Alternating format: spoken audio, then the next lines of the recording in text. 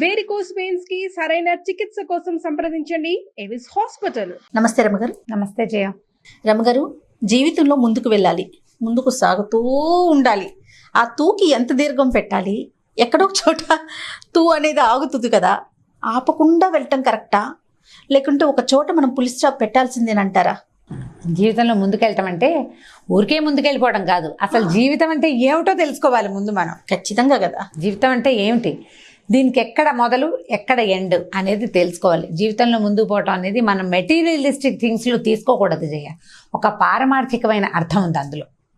రామకృష్ణ పరమహంస చెప్పిన కథ ఒకటి చెప్తాం చూడు.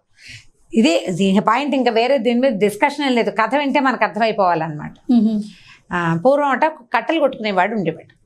కట్టెలు కొట్టుకుని ఏం చేస్తారు, అడవికి వెళ్ళి అక్కడ ఏం డబ్బులు ఇవ్వక్కర్లా, శక్తి అనుసారం మనకు ఎంత ఓపిక ఉంటే అన్ని కట్టెలు కొట్టుకోవటం, ఎంత మొయ్యగలమో అన్ని కట్టెలు కొట్టుకుని ఊళ్ళోకి తెచ్చి అమ్మడైనని అమ్మడవటం. ఓ 2 పేళ్ళు ఉంచుకుంటే తమ ఇంట్లో పొయ్యిలోకి, అప్పుడు గ్యాసులు లేవు కదా, 2 పొయ్యిలు చితుకులతో పాటు 2 కట్టెపేడు పెట్టుకుని అన్నం వండుకోవచ్చు. ఈ అమ్మిన కట్టెలతోటి ఈ బియ్యము పప్పు ఏదో కొనుక్కునేవాళ్ళు. అప్పట్లో అసలు జీవితాలు సింపుల్గా ఉండేవి. కట్టెలు కొట్టుకునే వాళ్ళు కూడా బతికేసిన రోజులు అవి. ఇప్పుడు ఖర్చులు ఎక్కువైపోయినాయి కదా, ఈ కట్టెలు కొట్టుకుంటూ ఉండేవాడు. అయితే రోజు ఒక అడవికి వెళ్ళేవాడు. ఓ రోజు ఒక సాధువు ఎదురొచ్చాడట అతనికి. ముందుకు పోనాయనా అని చెప్పాడు. విన్నాడు, ఓ దండం పెట్టాడు. ఆ వాళ్ళ తన అలవాటు ప్రకారం కట్టెలు కొట్టుకున్నాడు, ఇంటికి వచ్చేసాడు. అయితే ఇంటికి వచ్చా కూడా ఇతనికి ఆ సాధువు చెప్పిన మాట గుర్తొస్తుంది. ముందుకు సాగమన్నాడు ఆయన, ముందుకు వెళ్ళు అని చెప్పాడు. ఎందుకు ముందుకు వెళ్ళమన్నాడు? పర్నాడు ఏం చేసేట, ఈ కట్టెలు ఎక్కడ కొడుతున్నాడో అక్కడి నుంచి బాగా ముందుకు వెళ్ళేట. గంధపు చెట్లు ఉన్నాయట అక్కడ. హాహాహా, సాధువు ఎంత గొప్పగా చెప్పాడు అని చెప్పేసి గంధపు చెక్కలు దొరికినన్ని గంధపు కట్టెలు కొట్టుకొచ్చి చక్కగా మంచి రేటుకి అమ్ముకున్నాడు. బాగా డబ్బులు వచ్చింది. ఆ సాధువు ముందుకెళ్ళమన్న మాటే అతన్ని వెంటాడుతూ ఉండేది. గంధపు చెక్కలతో ఆగల. గంధపు చెక్కలు కొట్టి కొన్నావు, ఇవాళ కొడితే 15 రోజులకు సరిపోతుంది ఆ తిండి. మామూలు చెక్కలు అయితే ఒక రోజుకే వస్తుంది అన్నం. గంధపు చెక్క కొట్టితే ఏముంది, బట్ చాలా డబ్బు వస్తుంది కదా. సరే, కొద్ది రోజులు నెల గడిచింది, మళ్ళీ వెళ్ళాడు. ఆయన ఇంకా ముందుకెళ్ళమన్నాడు. ముందుకు సాగు అన్నాడు. ఇంత ముందుకే అని చెప్పలేదు కదా, ఇంకా ముందుకెళ్ళాట. అక్కడ ఒక నదీ తీరంలోకి చేరాడు. ఆ నదీ తీరంలో వెండి గని ఒకటి కనపడింది అతనికి. తవ్వితే వెండి వస్తుంది. తవ్వగలిగినంత తవ్వి మోసుకొచ్చేసరికల్లా చాలా బాగుంది. ఇంటికి వచ్చాడు, అదంతా అమ్ముకున్నాడు, ధనవంతుడు అయ్యాడు బాగా. అయినా కూడా సాధువు ముందుకెళ్ళమన్న మాటే గుర్తొస్తూ ఉండేది. ఇంకా ముందుకెళ్ళి చూద్దాం, కొంత దూరం వచ్చాం, కట్టెల నుంచి గంధపు చెక్కలు వచ్చినాయి, దాని నుంచి వెండి గని వచ్చింది. ఈసారి నదిలోకి దిగాడట. నది దాటగానే బంగారపు గని కనపడిందట. మరీ బాగుంది, మహత్తరంగా ఉంది. బంగారం తవ్వుకొచ్చాడు, కోటీశ్వరుడైపోయాడు. ఇది బాగుంది. కోటీశ్వరుడయ్యా కూడా ముందుకు సాగమన్న మాటే వెంటాడుతోంది. ఈసారి గంధపు చెక్కలు దాటాడు, వెండి గని దాటాడు, బంగారపు గని దాటి కూడా ఇంకా ముందుకెళ్తే ఒక చోట ఒక గుహలాగా ఉండి వజ్రాలు, వైఢూర్యాలు, మరకత మాణిక్యాలు ఎన్ని దొరికినాయోట. మొయ్యగలిగినన్ని మోసుకుని తెచ్చుకున్నాడు. మామూలు 1 కోటికి పడేసరి కాకుండా కోట్లకి పడగెత్తాడు. బాగా ఇంకా పైకి వెళ్ళిపోయాడు. అసలు ఇల్లు వాకిళ్ళు ఊరంతా సొంతమైపోయింది. నానా గందరగోళంగాను అద్భుతంగాను ఉంది, మహత్తరంగా ఉంది జీవితం. అంటే ఏ రోజుకి ఆ రోజు తెచ్చుకొని తినే మనిషి ఇలా అయ్యాడు. అయ్యాక అయినా కూడా రాత్రి అయితే ముందుకు పోనాయనా అదే గుర్తొస్తుందా, వినపడుతూ ఉండేది అతనికి మనసులో. ఇంకా ముందుకెళ్ళమంటున్నాడు, ఏం చేయమంటున్నాడు. సరే, మళ్ళీ బయలుదేరాడు. గంధపు చెక్కలు వదిలేశాడు, వెండి గని వదిలేశాడు, బంగారపు గని వదిలేశాడు, వజ్రాలు, రత్నాలు, మాణిక్యాలు అవి కూడా వదిలేశాడు. వదిలేశాక బాగా ముందుకెళ్తే ఒక పురాతన శివాలయం కనపడింది. ఇంకేమీ లేదు. శివాలయంలోకి వెళ్ళి లోపలికి వచ్చినాడు. ఇక అట్లా తపసమాధిలో మునిగిపోయాడు.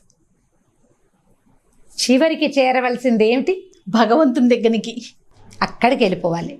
నేనేమిటి, నాకేం కావాలి, ఇదంతా సంపాదించి ఇంకా ఏదో కావాలి, నేను ఇక్కడే కొట్టుకుంటుంటే ఇట్లా ముందుకెళ్ళొద్దు. ఇప్పుడు 100 మార్కులు రావాలి, 100కి 100 తెచ్చావు. ఆ పైన దానిపైన నువ్వు ఎంత సంపాదించినా అవే డబ్బులు, అవే నగలు, అవే ఫ్యాషన్లు, అంతే. దీనికి మితి లేదు. దీని తర్వాత ఏమిటి స్టెప్? నిన్ను నువ్వు తెలుసుకోవటం. ఈ నిన్ను నువ్వు తెలుసుకోవటం ఎప్పుడు కుదురుతుంది? అసలు నువ్వు ఎక్కడి నుంచి వచ్చావు, రేపొద్దున నువ్వు ఎక్కడికి పోతావు? మొదలు చివర అనేది ఇవాళ నువ్వు పుట్టినప్పుడు ఎలా వస్తాం? విగత వస్త్రాలు ఒంటి మీద నూలు పోగు లేకుండా పుడతాం. పోయేటప్పుడు అంతే. నువ్వు నీకు ఆనాడు వస్త్రం ఎలా అక్కర్లేదో పోయేటప్పుడు కూడా నీకు ఏ వస్త్రమో అక్కర్లేదు, ఏది అక్కర్లే. భారతీయ తత్వచింతన ఉంది ఈ కథలో. ముందుకు వెళ్ళటము అంటే ముందుకెళ్ళు, నీతో పాటు 10 మందిని తీసుకెళ్ళు. ఈ 10 మంది ఒక సక్సెస్ వరకు నీతో వస్తారు. తర్వాత నిన్ను నువ్వు వెతికే ప్రయత్నం చెయ్యి. నేను ఎక్కడి నుంచి వచ్చాను, రేపు నేను ఎక్కడ ఇంత సంపాదించావు, కోటీశ్వరుడు అయిపోయావు. ఈ కోట్లలో 1 కోటి నువ్వు పట్టుకెళ్తావా? 1 పోని వద్దు, ఓ రత్నం పట్టుకెళ్ళు, 1 రూపాయి పట్టుకెళ్ళు. రూపాయి బిళ్ళ కూడా నీతోటి రాదు.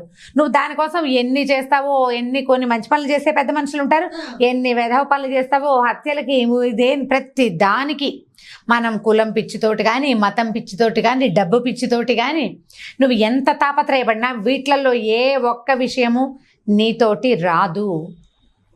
నువ్వు వెళ్ళే చోట అది ఉండదు, నువ్వు వచ్చిన చోట అది లేదు. నువ్వు వీటిలో ఏ ఒక్క దాంతోటి నువ్వు పుట్టలా. తల్లి పేగుతో పుడతావు. ఆ పేగు నువ్వు బయటకు వచ్చిన మరుక్షణం తప్పించుకుంటుంది నీ దగ్గర నుంచి. నువ్వు అక్కర్లేదు దానికి, నీకు అది అక్కర్లేదు. నువ్వు ప్రాపంచిక సుఖాల కోసం పాకులాడతావు, అదే కావాలనుకుంటావు. నువ్వు ఎంత పాకులాడినా సాధించిన తర్వాత ఎక్కడో ఒక చోట స్టాప్ పెట్టుకుని నిన్ను నువ్వు తెలుసుకునే ప్రయత్నం చెయ్యి.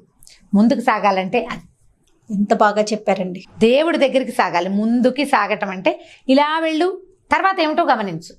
నేను ఇంత చచ్చిపోతాను, వాళ్ళ కోసం వెంపర్లాడతాను, కోట్లు కూడబెడతాను, ఎక్కడో తవ్వి దాచిపెడతావు. నా తాతలు మనవాళ్ళు తినడానికి సంపాదిస్తావు, వాళ్ళందరూ ఎంజాయ్ చేయడానికి. అది వాళ్ళు చెడిపోవడానికే తప్ప ఇస్తే రెండోది కాదు. నువ్వు చూడవు కదా, నువ్వు ఉండవే అన్నాళ్ళు. నీ ముని మనవడి దాకా కూడా నువ్వు ఉండవు. ఇప్పుడు అసలు మనవాళ్ళ దాకా కూడా ఉండలేని దుస్థితిలోకి వచ్చేసాం మనం. దశరథ మహారాజు 60,000 సంవత్సరాల వయసు వచ్చాక రాముల వారు పుట్టేట. 60,000 సంవత్సరాల వయసు వృద్ధాప్యంలో కుమారులు పుట్టారు. పిల్లాడు పుట్టిన 25 రాకుండానే పోయారు ఆయన. అవి 60 ఏళ్ళవి ఏమిటి, వ్యామోహంతో, పుత్ర వ్యామోహంతో పోయారు. ఈ పిచ్చి తగ్గించుకుని జీవితంలో ముందుకెళ్లే ప్రయత్నం చేయమని రామకృష్ణ పరమహంస చెప్పిన కథలు బాగుంటాయి జయ. వీలు వెంబడి అప్పుడప్పుడు 2-3 కథలు చొప్పున చెప్తాను. చాలా చిన్న కథ, బట్ దీంట్లో ఉన్న అర్థం ఆలోచిస్తే చాలా పెద్దది. ఇది ఇప్పుడు నేను ఇంత విడమర్చి చెప్పాను. నిన్ను నువ్వు ప్రశ్నించుకో. నీకు నువ్వు ఏంటి నాకు ఈ తాపత్రయం, ఎందుకు ఇంత పిచ్చా నాకు? తెల్లారితే ఏం లేదు, ఇప్పుడు హైరాన్ పడతాం. సాయంత్రం అయితే రాత్రి అవుతుంది, రాత్రి అయితే తెల్లారిపోతుంది. రేపొద్దుటికి ఏమీ లేదు, ఇవాళ కథ, రేపటి కొత్త కథ మొదలవుతుంది. దేనికోసం తాపత్రయం, దేనికోసం ఈ హైరాన్ అంతా? ఉండాలి, కానీ దానికి ఒక ఫుల్ స్టాప్ అనేది ఉండాలి కదా. స్టాప్, ఫస్ట్ కామా ఉండాలి, తర్వాత ఫుల్ స్టాప్ ఉండాలి.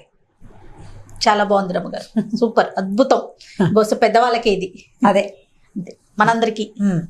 నమస్తే రమ్మగారు. నమస్తే. ఈ వీడియో కనుక మీకు నచ్చినట్లయితే లైక్ చేయండి, షేర్ చేయండి. మరిన్ని వీడియోస్ కోసం మా ఛానల్ని సబ్స్క్రైబ్ చేసుకోండి.